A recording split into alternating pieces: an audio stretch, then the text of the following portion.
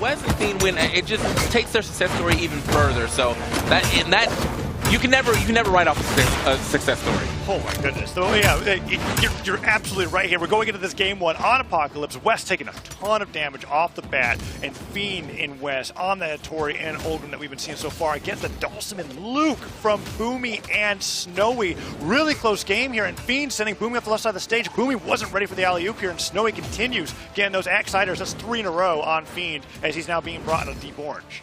Okay, I'm a little surprised not to see a Petra pick here from Boomie, but I could be a little further behind. I know that Petra was a character he used quite a bit. Oh man! First one to go down. Yeah, I mean, he's been favoring the Cross and the Luke in doubles just because the insane power.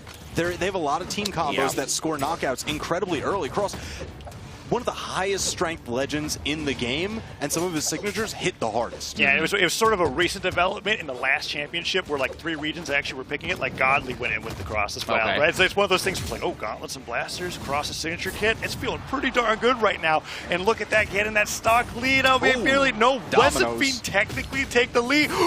That's not a technicality anymore. That is just the definitive lead. Look at that. Boomie going far with that side coming out from Wess. Wess just deleting stocks off of Boomie. Yeah, man, that's how you do it. Keep your team in the lead here. No, little team, nice break up there from Boomie. I mean, he almost got caught up himself. But and then Wess broke up with the side sig, right? Like getting that extra bit of damage. Just the wherewithal. Hey, you're gonna bust up our team combo. Well, you're still gonna pay for it. We're still coming out ahead.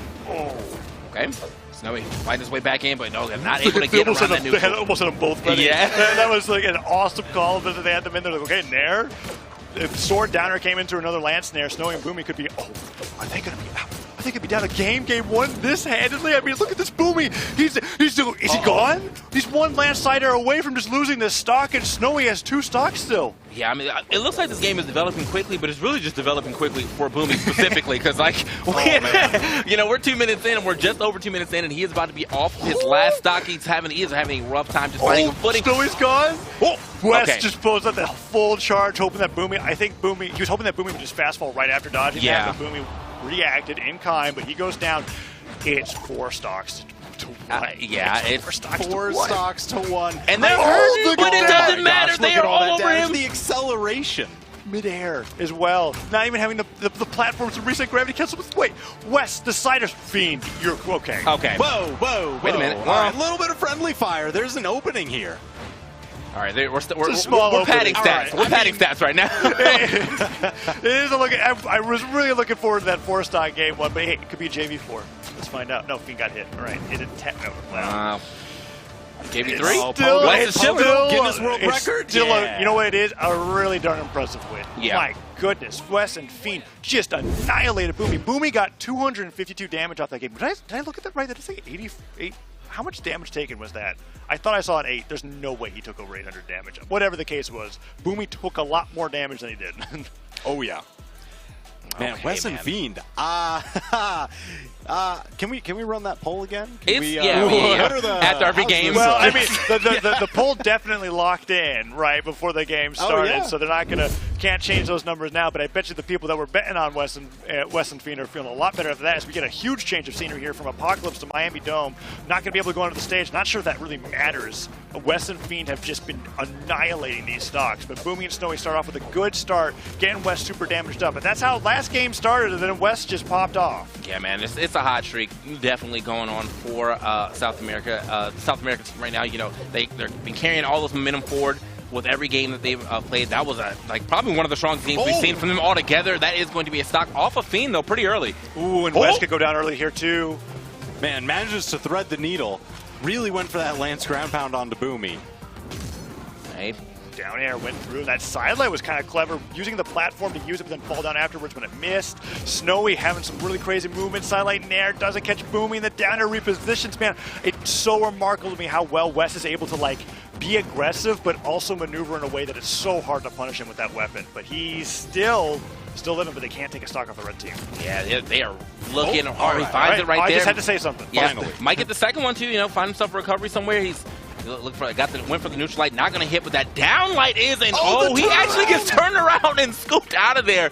Wow, at that, was not expecting him to go down. Snowy's ridiculous. Yeah. I gotta tell you, I do also like this map pick for Snowy and Boomie. Uh-oh, Fiend and the stuffed recovery, he's gone. He's down onto his final stock, just a minute and a half in. Miami Dome for Boomie and Snowy, this lets them set up their structured game plan that they usually have in most of the tournaments. Yeah, you can tell like that. Yeah, Fiend is definitely the one who chases after Wess. I was thinking the same thing. I was like, this is what happens when the dog is. The dog's definitely not chasing after them. Fiend didn't bring any treats with him, so the dog does not care. He's like, I'm good, right, bro. Like Fiend's just kind of like, oh man, what's happening over here? But no, Wess was just on stage. That urgency is not there, and that's something that I think Boomie and Snowy can really capitalize on if that's a weakness in their play. Because what we saw with Luna and Pugsy was that if one player ended up getting singled out for the way they were playing, they just flipped the switch in the play style. Can Fiend and Wess do that? I'm not so sure. I'm thinking this is the straight turnaround. This is the type of set we wanted to see, though. Like I didn't need to see anybody getting an absolutely dumpster, but I wanted to see a back and forth set. So the first game goes well into the way of Wess. Second game looking like it's going to go well into the way of Snowy this time around. And Snowy's got him off stage, and yeah, I mean, even if Boomie and Snowy just completely on top of how many stuffed recoveries? That was like 4 in a row. Yo. You didn't even have to go that far down. Like, he just wanted. He did the mental damage before the next game. He's like, I want you to know, I know every move you're going to make. It doesn't matter if you're like you're going to die. I'm going to make sure you are gone. Wow. And Boomie was just standing there, being like, "All right, you go. You get him, Snowy. Take him down." That was brutal. Oh my gosh! There was even a moment in here where they had a fastball special, right? Like Snowy hits both Boomie and one of the blue team members, and Boomie just immediately recognizes, "Hey, I'm going to turn that around and use it just as an extension for us to get this knockout so close to the side."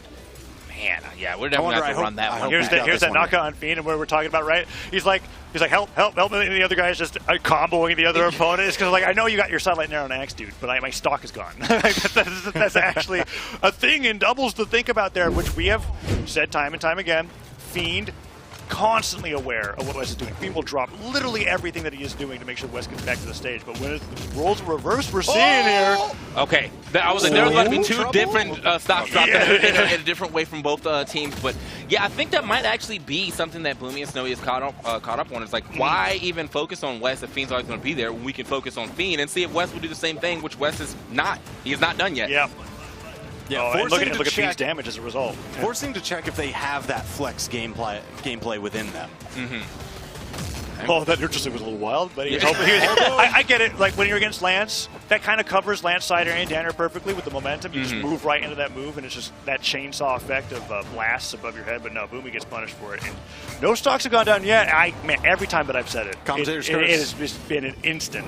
Boomie goes down to that neutral light, and Wess gets the other KO on the other side. One more KO for Wess, and he'll be dominating this game because so far it's been all axe. But the Pogos coming out from Fiend, working really well against Boomie here. Apocalypse might just be their stage. Like I haven't been talking too much about stage picks, but Wess and Fiend look great here. So this is where they get to have that kind of, I don't really want to call it controlled chaos, because it is just chaos. Like Wess and Fiend will just go in, and they're able to control so much space. Miami Dome helped out Boomie and Snowy because there was a lot more platform space. They could take time, take space to set up their game plan and their positioning. Here, you don't have that luxury. Fiend and Wess will just charge right through. Yeah, it is a pretty small stage, size-wise, and the wall's not the smallest, but still something you have to consider. They are smaller than what you normally used to in Mammoth Fortress. But oh no! Boomie was just trying to get back to the stage. Okay, he was definitely not like Snowy. Get out of the way. Like that was like he used that drift. Snowy ended up clinging for too long, but that friendly fire was brutal. But he makes it back.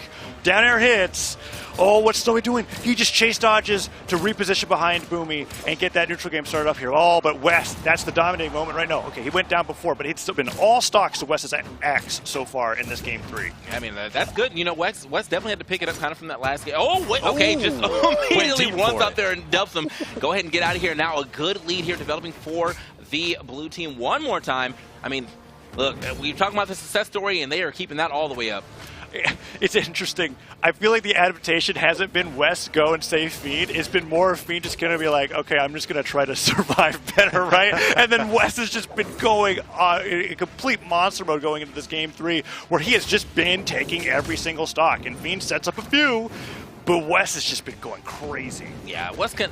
That's it's kind of like a coin flip with Wess, you know what I mean? Like, is he going to go absolutely insane and land all of these like crazy like 50-50-esque reads that he's going for, or are they going to go in the other way and he ends up getting like bodied and losing his stock relatively early? Unfortunately, that actually happens to Fiend this time, going for that ground pound, no one home, but he ends up taking one himself after going past his opponent. So I mean, you know what they say, 60% of the time it works 100% of the time. True. And this is exactly the kind of set that you were looking for, TK, where like game 1, 4 stocks in one team's favor, game 2, 4 stocks in the other, and now we're in game 3, everyone's last stock orange, and the first player that goes down, I'm not even so sure if the 1v2 is a sure thing between these two teams, right? Like if Wess is the one stuck in the 1v2, oh man, Boomie goes for the save of the weapon throw. The Cider hits, is that it? That was Wess. Such a good weapon toss. Like, he was going there for the save, and Boomie actually, you know, started to scoop up, but the weapon toss, slapping him out of it, thus pushing him way too far away. Boomie not able to get out there and make it happen again, and then, because he was so far away, loses his stock as well. Man. That was clean. That was clean. TMK, Fiend's got some of that, like, that really pinpoint timing accuracy that he uses on those saves for his teammate. Oh, yeah. We just saw him use that aggressively with that weapon throw. What if you chose to use your skills for evil? Fiend now living up to his name is because of the comment that we made in the previous sets. That was incredible. Yeah. And those are the weapon throws that you rarely ever get to see, man. Wess just so good at cleaning up the stocks, and at that end, that even stock scenario, right as I said something about it, we got to see that edge guard there where it was happening in 2 different ways, and the team was able to do it so well. I want to see that here in this replay. I think we're not at it yet. Fiend's got to go down, and now we'll be in it. Yeah, look at this, the sniped precision. We'll have to catch a little bit soon. Now, I was actually going to wonder where they were going to go. It seems as though, so Boomie and Snowy, they want more space at all times. Like, they want more places to stand, they want more wall, and on the other side of things, Wess and Fiend want to make sure you have no space and potentially no wall as well. So, you know, Shipwreck probably got banned. That's why they ended up going Apocalypse. If Shipwreck doesn't get banned again, I can see them going there. And Wess and Fiend would never give a Mammoth. It's just way too large of a... Yeah. So here we are in, once again, kind of an odd counter pick when it comes to 2v2s. We're in Enigma here, where the amount of place that you can play on changes quite a bit because of how high that platform is, but we don't have that Great Hall property where it's like you're going to survive forever off the top. You actually will just go down faster. So we'll see if that makes a big difference here. D-Light recovery on blasters. You catch them on that top flat, you can get somebody at yellow if you do it right. Right, man. So this is a the surgical precision once again. Man, these weapon tosses, dude. And he got the stuff recovery. Snowy's down. It's 6 stocks to 4, and this is match point for winners finals. That's what the qualifier for winners finals here in this winners semifinals match. Oh my goodness, Boomie and Snowy are now down. Okay, they can clean things up pretty quickly, but Fiend with the nairs on the Boomie. There's the D-Light recovery at the top. He's just gone. I think he could got hit off the blast zone before the recovery even finished. Like, that's how close he gets with that move. And now Boomie's trying to take down Wess as well, but he dodges past it. I'm surprised that Snowy was not behind him, kind of expecting that. That seemed like a very easy one to, you know, expect. He's either going to eat this, he's going to have to fight me or have to dodge past me, and that should have been the easy one for, okay, still fighting at the top, though. Wess has another chance at life. That neutral stick came so close to taking him down there, and that's just the power of when, it's the difference when we see Wess recovering and Fiend recovering. If it's Wess recovering, you're like, why is his teammate not there? Oh yeah, Fiend is literally doing everything in his power to be like, please, don't hit the... Anyways. Okay, almost. I actually tried to get a neutral up there as well to potentially put some past blast zone regardless, but okay. Whoa. That neutral stick was so close. Still looking really good for the blue team, man. 3 stocks. Damage is so he got the weapon throw on the Boomie. He tried to bounce it off the stage. Boomie dodges past it. The D-Light ground pound doesn't hit, but can Boomie get the reversal? He's almost going down to unarmed recovery at the bottom, and that was a gravity cancel silent recovery that connects, and Wess can't get the alley-oop, but he still ain't down as that Cider puts Boomie on the 1 stock, and he gets the double knockout. It's 5 stocks to 2. Wess and Fiend against Boomie and Snowy, and they are looking poised to take this 3-1. Man, I promise you, everyone's predictions are in shambles. No, I don't. And Wess and Fiend, we're not slated to make it this far, and they are going absolutely insane today. So good stuff to them. And now, I mean, the game still could be flipped, but Wess just now losing his first stock, man. Well, that's what I'm thinking. I'm thinking Fiend is the weak link. He has to play like Pugsy played in that game one of the last set. Like, you get that, he's already signed up for his teammate, but other than that, you take as little damage as possible. Let Wess even lose this whole second stock if he has to. Do not go down. He is doing exactly that, pretty much staying behind Wess, or at least under Wess. They had to fight Wess first to get to Fiend. Fiend, look at that, immediately getting out of there. He's like, I don't want nothing to do with that. You just take the damage, man. That's fine. Like, walk to the right side of the platform. Yeah, this is where they really just need. Snowy's down. Snowy's gone. Side air, weapon throw, double knockout. Wess and Fiend knock Boomie and Snowy into the lower elimination bracket, and here they go. It is a South America winners finals, undefeated. Wess and Fiend. What on earth? I cannot believe it, and they did it 3-1. Bro. Wess has he has the scope on, man. Those weapon tosses, the scope is on. I mean, the infrared's on, all of it. Like the aim assist, the aim bot, like every single one of his weapon tosses looked just so precise. Like that was the exact thing you needed to do, and it came out and it worked. Good stuff to Wess. You know, that the 50-50 landed on heads every time for him this time.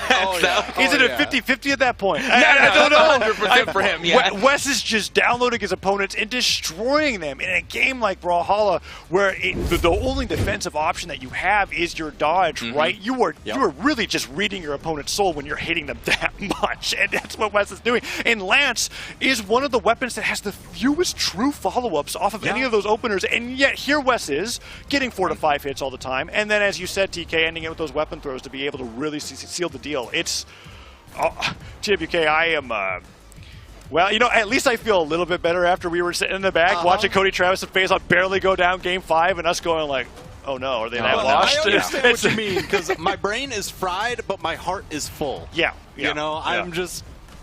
Well, the fan inside me is Cody just and Faison, I think, did the best out of all the teams that we've seen to go up against them today. You know, that's Game the 5. thing. Game 5, yeah. Yeah, this one didn't go to Game 5, and